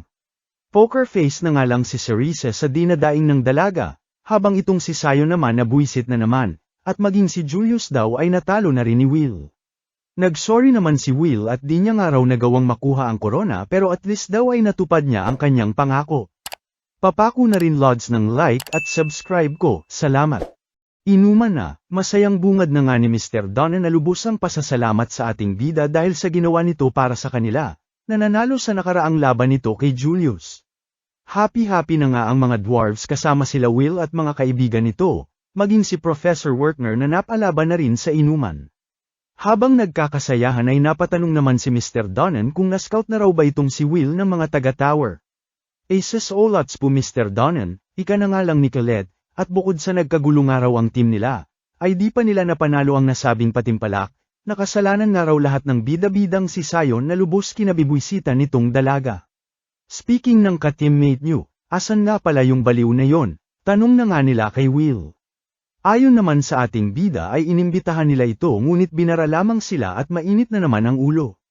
Change topic na nga lang itong si Mr. Donnan at ang importante raw ay nanalo itong si Will at nakuha na raw nila ang pagsorry ni Julius, na siya nang naghuhugas ng plato at nag-uuruminta daw sa may lababo, at nagrereklamo kung bakit kailangan niya pa raw magtrabaho sa nasabing bar. Banat naman ng may-ari na hindi raw sapat ang sorry lang, at sa kanilang mga dwarfs daw ay mas pinapahalagahan ang gawa kaysa sa puro salita, tsaka sakto kulang daw sila sa tao, ika na nga nito sa nagrereklamong pabibo. Buisit na yan di na nga ako na-scout dahil sa Will na yan tas ngayon tinalo ko pa si Princess Sarah na ipinatapon sa chimney, panggigigil na nga ni Julius na todo effort din naman sa kanyang trabaho, pang-ising-isi naman sila Colette sa tabi at buti nga raw dito kay Julius habang pag-aalala naman ang nadama ni Professor Wertner lalo na raw ngayong nasaksihan na ng lahat ang kakayahan ni Will. Siguro naman mas magiging maganda na ang pakikitungo ng iba sa kanya simula ngayon, ika naman ni Colette na kinasana nga na lang ni Professor Wertner. Siyang tunay nga kinabukasan ay nangyari na ang pinag-aalala ni Professor Wertner, at kaliwat ka ng estudyante na ang nagpakita ng interes sa ating bida at gusto siyang makasama sa kani-kanilang grupo para sa gaganaping dungeon exploration sa buong linggo. Dito na nga napagtanto ni Colette ang ibig sabihin ng kanilang professor habang ang bida naman natin unti-unti nang na-corner ng mga makukulit na estudyanteng siya ay pinag-aagawan. Biglang singit na nga si Colette at ano raw paganap ng mga ito na lubos ng maliit kay Will dati, tas ngayon parang wala lang nangyari abat ubod daw ng kakapal ng mga kupal. Tsaka tignan nyo nga, gay na galit nyo lamang si Will, dagdag pa nga ng dalaga. Ngunit taliwas sa sinabi ni Colette ay saya naman ang nadama ng ating bida, at ang daming araw nag-iimbita sa kanya, at ganito raw pala ang pakiramdam ng marami ang kaibigan. Napasusmeriesep na nga lang si Colette at ano pa nga raw ba aasahan mo sa taong pinagkaaitan ng kaibigan all this time, di naman nagpaawat ang makukulit kaya para matigilan na ang mga ito ay muling pumagit na si Colette at sinabi sa mga estudyante na may mga plano na raw sila ni Will bukas. Pakabalik sa dorm ay di na nga maitago ni Colette ang hiya sa kanyang nagawa, at nadala nga lang daw siya ng bugso ng pagkakataon. Pang-aasar naman ang natanggap nito mula sa kanyang roommate na si Rose at bali-balita raw na may date ito bukas, na kinataranta na nga ni Colette at sinabing di raw kuno ito date. Tinawanan nga lang ito ni Rose at paghandaan na nga lang daw ito ni Colette nang kung sakaling date man ito ay at least ready raw itong pumapag-ibig na dalaga. Kinabukasan ay todo outfit na nga itong si Colette sa date shopping kuno nila ni Will, ngunit anuman daw ang mangyari ay sisiguraduhin niyang magiging date nila ito. Ika na nga ng pa-blush-blush nating dalaga. Todo pa cute na nga si Colette nang dumating na ang ating bida, na siya na ngang pinuri ang pormahan at buhok niya kaya ayon kilig-kilig si ate mo. Di pa man nananamnam ni Colette ang kilig niya ay bigla na lamang dumating sa eksena si Rusty, sabay nag-sorry at na-late daw siya. Lubos na guluhan na nga si Colette sa kung ano ang nangyayari, hanggang sa ipaliwanag ni Will na nais daw sumama sa kanila ni Rusty kaya pinasama niya na lamang. Mas masayang araw pag marami, banat naman ni Rusty sabay hablat kay Will at simula na raw nila ang pag-shopping, na nag-iwan na ngang naguguluhan dito sa pumapag-ibig nating dalaga at ano raw ang ginagawa ng dalawa at may pa-holding hands pa na paganap. Walang ano-ano'y belet na nga ang natanggap ni Colette mula kay Rusty na mas nagbigay kaguluhan dito at ano raw ba ang nangyayari. Iyak na nga lang ang ate mo at di na magawang dumiskarte kay Will, at bakod na bakod ni Rusty ang ating bida maski saan man sila magpunta. Inabot na lamang sila ng hapon ay wala man lang nagawa si Colette para mock-ada moves dito kay Will, na napatanong na nga sa dalaga at kung may preno problema raw ba ito. Sino ba yang Rusty na yan? Biglang pitik na nga ng galit ni Colette at bakit tila napaka-close daw nilang dalawa. Masyado raw maganda ang mukha nito para maging lalaki, pag-uuruminta daw na nga ni Colette sa ating bida. Hala siya o'y lalaki yun si Rusty, depensa naman ni Will at kasama pa nga raw niya itong maligo, na talagang ganito na raw ang ugali una pa lamang niyang nakilala. Kalaunan ay bigla na naman ngang umeksena si Rusty at may dalang inumin para sa kanila, ngunit dalawa lamang na lubos pinagtaka ni Will. Ayon dito ay share na nga lang daw sila ni Will na muling kinabuisit na naman ni Colette kaya inialok ang kanyang inumin kay Rusty. Dito na nga tila nagkatitigan sila Rusty at Colette, na kalaunan ay kinausap si Will na asikasuhin na muna ang kanyang espada. Bagamat naguguluhan sa asta ng dalawa ay mariing sinunod na lamang ito ng ating bida at umalis na muna. Pakaalis ni Will ay wala na ngang sinayang pa na oras si Colette at rekta tinanong si Rusty kung may gusto raw ba ito kay Will. Dito na nga ipinabatid ni Rusty na mahal niya raw si Will higit pa sa kung sino man, at sigurado raw siyang mas mahal siya ni Will kaysa rito kay Colette, na lubos kinabuisit na nga ng pumapag-ibig nating dalaga. Ribat naman ni Colette na 4 na taon na raw ang nakakaraan, ay todo yakap daw sila ni Will dati, na marahil bahagi lamang daw ng madilim niyang nakaraan ngunit ganoon na rin daw yun. Di wow, pero nakasabay mo na ba sa pagligo si Will, banat na ngang muli ni Rusty kay Colette. Hindi pa, ika naman ni Colette pero pang malakasan daw mga yakap sa kanya dati ni Will. Ganoon ba, pero kami gabi-gabi naliligo ng sabay, walang palya, ribat na naman ni Rusty sa dalaga. Napasusmeriesep na nga lang si Colette at ano raw ba ginagawa nila nang magkasamang naliligo. Alam mo na yon, muling banat na nga ni Rusty at tila dragon at tiger na ngang nagsagutan ang dalawa, na nag-aagawan sa iisang batuta.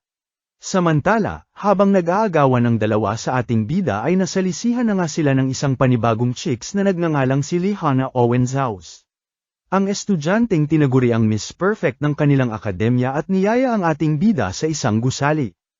Agad sumama naman si Will at dito nagulat nang makita ang mga top students ng kanilang akademya sa iisang kwarto, at nais nga raw bumuo ni Lehana ng grupo na kinabibilangan nilang 5 sa darating na dungeon exploration.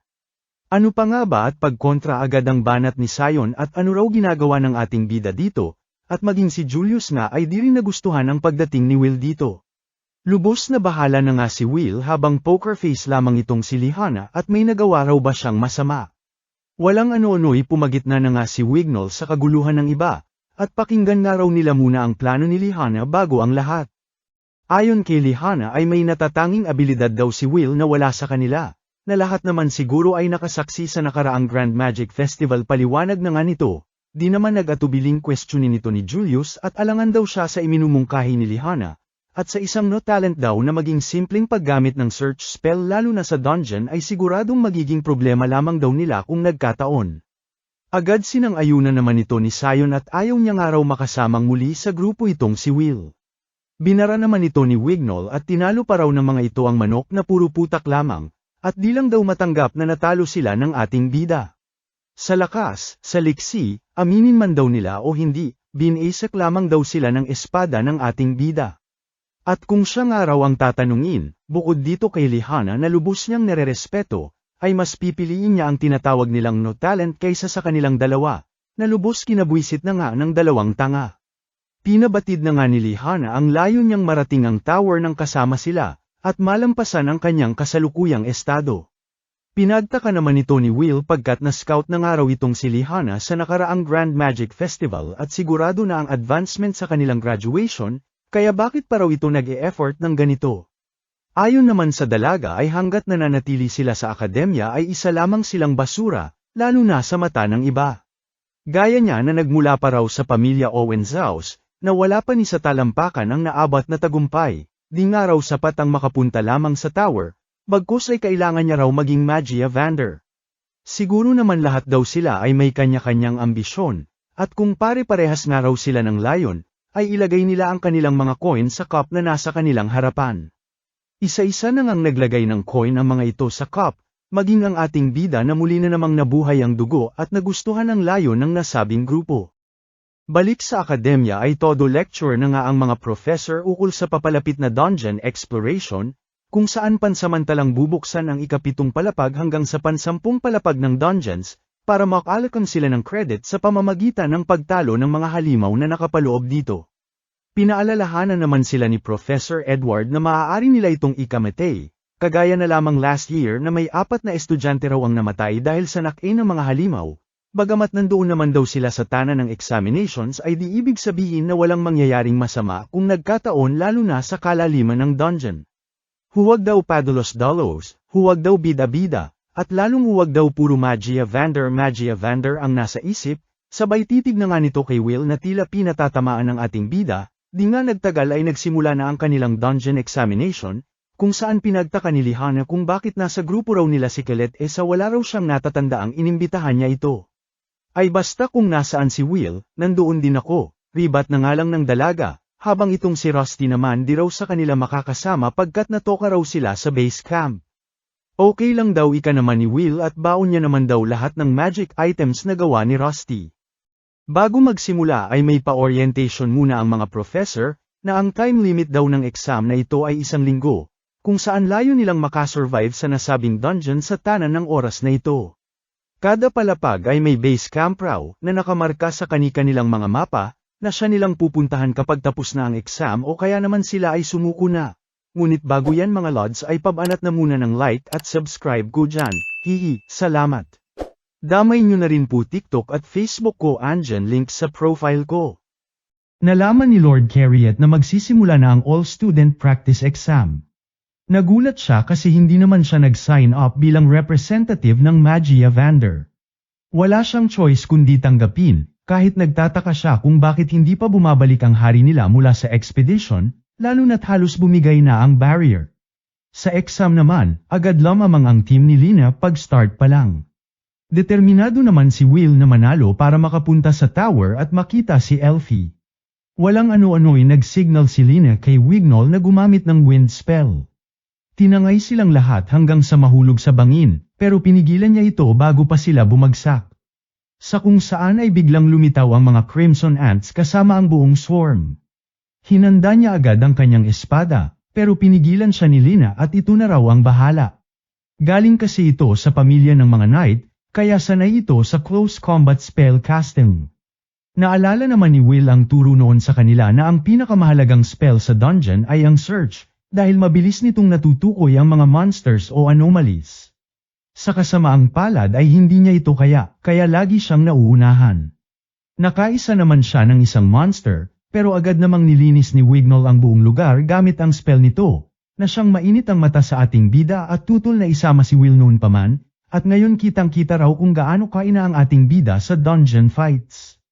Depensa naman ni Lina, na baka hindi pa lang raw na ipapakita ni Will ang totoong skills dahil puro weak monsters pa lang ang lumalabas. Si Julius naman, diretsong sinabi na pabigat lang si Will dahil hindi ito marunong ni Ultimo Search na spell. Di tulad ng ibang mga mages, napipilitan ang ating bida na mamulot lang ng monster drops para patunayan ang kills niya, kaya bumabagal lalo ang team. Tinanong ni Colette kung ayos lang siya. Ayon naman kay Will ay okay lang daw siya, alam niya namang magiging liability siya, kaya susubukan na lang niyang maging useful kahit papaano. Pero kahit tuloy-tuloy ang progress ng team sa dungeon, wala pa rin siyang nagagawang kapaki-pakinabang. Di nagtagal ay nagdesisyon si Lina na magpahinga muna sila. Hindi safe ang area dahil maraming monsters, kaya gumawa si Wignall ng illusion magic, isang wall of flames na hindi mainit pero nakakatakot tingnan, na siyang effective na panakot sa mga monsters. Habang nagpapahinga, pinamigay ni Will ang rations na hawak niya. Pero nang kay Wignall na, pinigilan siya nito, at ayaw nitong mahawakan siya. Bilang elf, hindi raw siya basta humahawak ng taong hindi niya nirespeto. At para kay Wignall, pabigat lang si Will. Hindi na lang ito iniinda ni Will dahil alam naman niya na iba ang kultura ng elves. Galing sila sa ibang mundo at natural na gifted sa magic, kaya mataas ang tingin sa kanila. Medyo suplado talaga sila at kadalasan elf lang din ang pinapakisamahan nila. May impluensya rin sila sa Magia Vander dahil isa sa kanila ang Elven Queen. Kalaunan ay pinaalala ni Lina ang kanilang plano, ang ultimate goal ay talunin si Neb Ares, ang boss na nagbabantay sa 10th floor. May katumbas na mahigit 100 credits pero delikado at madalas may estudyanteng namamatay dahil dito. Gusto niyang maghanda sila pagdating ng laban. Pumayag si Wignall pero inis na sa kakalaban ng Whip Monsters, kaya iminungkahi niyang dumiretso na sila sa boss. Sumang-ayon si Lina at sinabi na dadaan sila sa pinakamaikling ruta para makatipid ng magic, saka na lang sila maghuhunt ulit ng monsters pagkatapos. Medyo kinakabahan si Will sa boss fight pero wala siyang choice. 5 credits lang ang nakuha niya sa araw na yun, kaya kailangan niyang bumawi kung gusto niyang makapasa sa exam. Habang papunta sila sa 10th floor, ipinakita naman ng mas malalim na bahagi ng dungeon kung saan dalawang misteryosong karakter ang nag-uusap at isa sa kanila kakapatay lang ng mga estudyante. Balik sa grupo, nagtataka si Julius kasi maraming bangkay ng monsters sa paligid pero wala naman ibang teams na nakikita sa paligid. Nang silipin ni Will, napansin niyang walang bakas ng magic sa mga katawan, ibig sabihin, pinatay sila ng pisikalan. Pinili nilang huwag pansinin muna at mag-focus na lang dahil nasa harap na ang kuta ni Neb Ares. Habang papalapit sila, nanatiling nangangamba si Will. Tahimik ang dungeon, masyadong tahimik para sa isang boss area. Dapat nakaharap na nila si Neb Ares, pero wala pa rin. Nang itaas niya ang lantern, laking gulat niya nang makita na patay na ang floor boss. Ang ibig sabihin, kung sino man ang pumatay nito, ay posibleng nandito pa. Agad nag-utos si Lina na gumamit ng search, pero walang nakita. May limits pa rin kasi ang spell na yun, hindi na-detect ang traps, counter spell users, at may mga monsters din na kayang umiwas. Kaya nag-focus si Will sa senses niya at narinig ang tunog mula sa itaas. Pagtingala niya, isang nakakatakot na halimaw ang umatake. Nag-warning agad siya, kaya nakaiwas ang iba. Sa gitna ng kaguluhan, sinugod ng halimaw si Wignall at tinamaan ito. Ngayong alam na ng lahat kung nasaan ang kalaban, ay nagsimula silang mag-cast ng spells. Pero bago sila makalaban ng maayos, sinira ng halimaw ang sahig at bumagsak ang buong grupo sa kailaliman ng dungeon.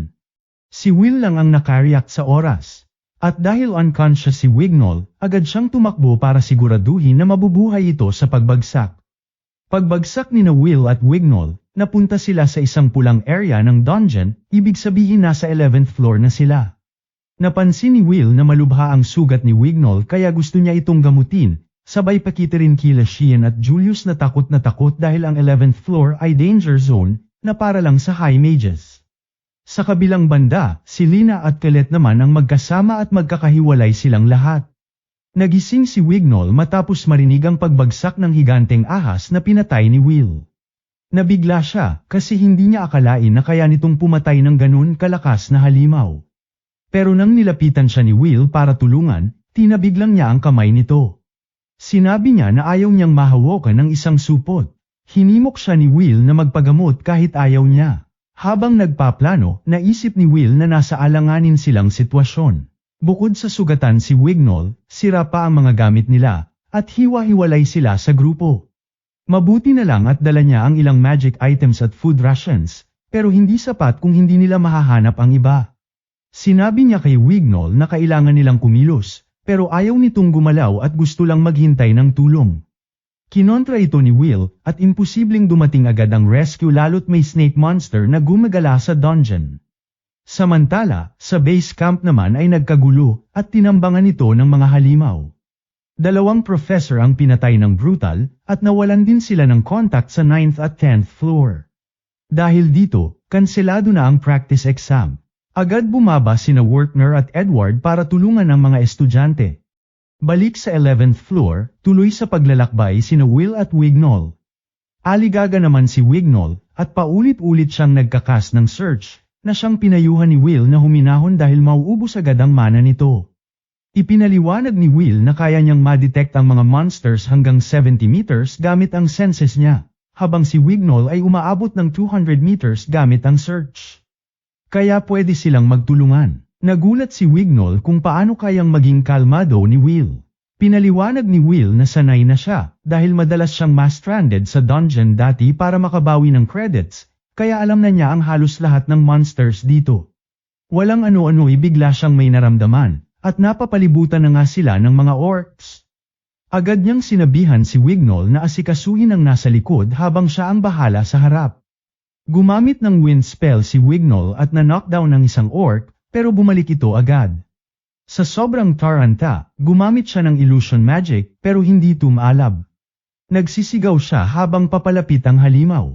Mabuti na lang, mabilis na umatake si Will at binasek ang orc. Ipinaliwanag niya na bulag ang mga orc dito kaya hindi effective ang illusion magic. Pinuri pa niya si Wignall bilang talented elf, pero biglang nag-moment na sa totoo lang daw, kahit sa lahi nila, ay isa rin daw siyang failure.